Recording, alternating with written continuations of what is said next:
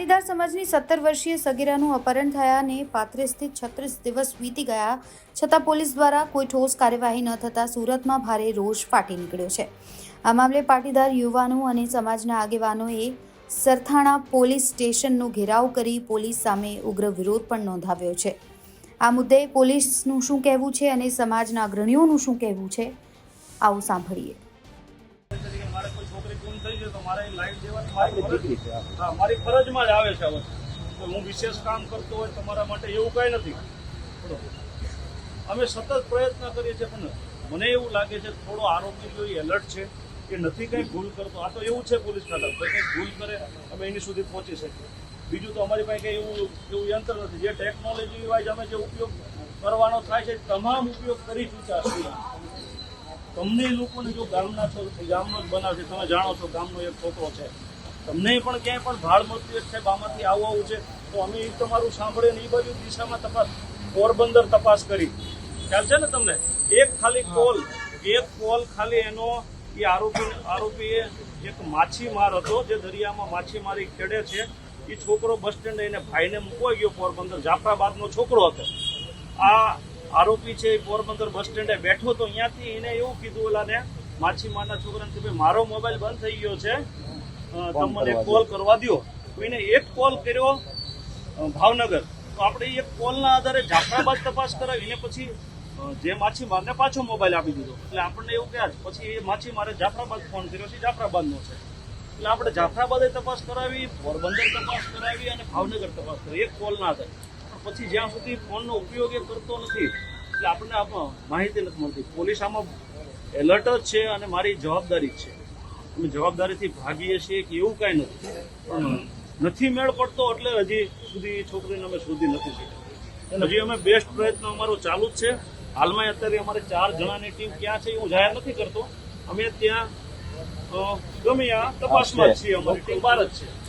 એના પરિવાર, છોકરાના પરિવાર વાતચીત કાંઈ થાય છે એની સાથે? ના, છોકરાના પરિવારને તો આપણે કહેવાનું નથી, કારણ કે એને કેવું તો એનો ફાયદો નથી। ઘણીવાર પોલીસ એવું કરતી હોય કે ભાઈ છોકરા સુધી જવા માટે પરિવારને લાવીને પૂછપરછ જે કંઈ કરવાની હોય।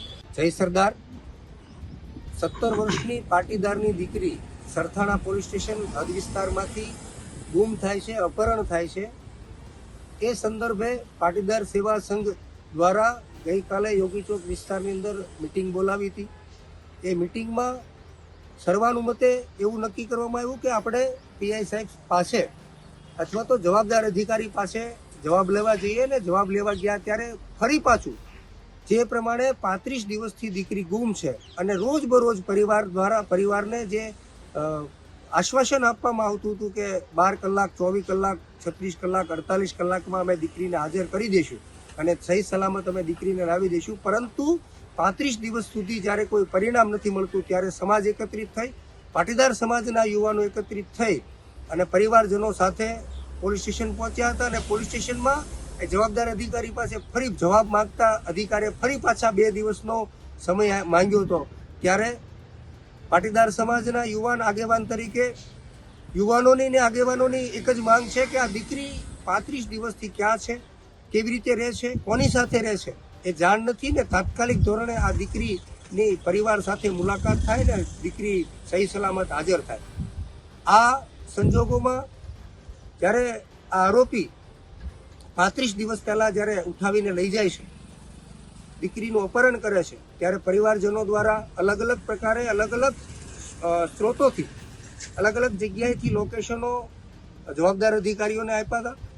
જવાબદારી અધિકારીઓએ કંઈક ભૂલ કરી અને દીકરીનો આજે પતો નથી લાગતો, ત્યારે ઉચ્ચ લેવલે રજૂઆત કરવામાં આવી છે ને અમારી માંગ છે, પાટીદાર સમાજની એવી માંગ છે કે આ જવાબદાર અધિકારીને સામે કાયદેસરના પગલાં લેવામાં આવે, આરોપીને પકડી અને એમની સાથે જે પ્રમાણે જે રીતે અત્યારે ગૃહ વિભાગ સરભરા કરે છે વ્યવસ્થિત રીતે એની સરભરા કરવામાં આવે, જેથી કરીને સુરતની અંદર આવી જે ઘટનાઓ બને છે એ ઘટનાઓ કાયમી માટે અટકે ને એ 17 વર્ષની દીકરીની જે અપહરણ થયું છે એવી રીતે અનેક દીકરીઓ સાથે, જે નાબાલિગ દીકરીઓ સાથે જે પ્રમાણે ઘટના બની રહી છે અને ફસાવી ફોસલાવીને 18 વર્ષની થાય ત્યાં સુધી રાહ જોવે છે, આવા સંજોગોની અંદર જ્યારે દીકરીઓ ફસાઈને આવા લુખ્ખાઓ અસામાજિક તત્વો સાથે જતી રહેશે, એ જોતી નથી કે એનું મૂળ ગોત્ર કયું છે, એમની વ્યવસ્થા શું છે, એમની ખાણીપીણી શું છે, એમની